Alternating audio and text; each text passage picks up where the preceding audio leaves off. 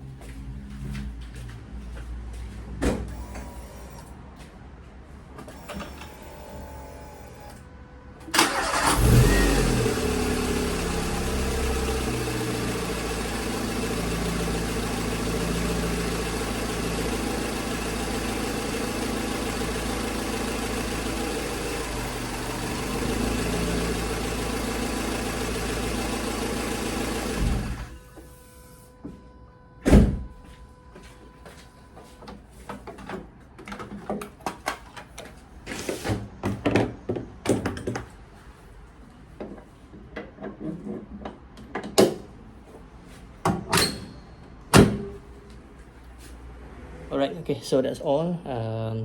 It's actually not really procedural, but as you can see, today is only just cleaning about the throttle body. Because if let's say you want to clean the throttle intake system, which is the air filter and also the small filter, requires sunlight and also a lot of drying capacity is needed.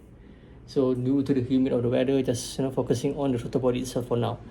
But as you can see, it started a bit okay, and as you can see, there's a lot of residue inside of the throttle body. It's just a simple routine cleaning routine, just using a WD-40, and it'll make a lot of difference.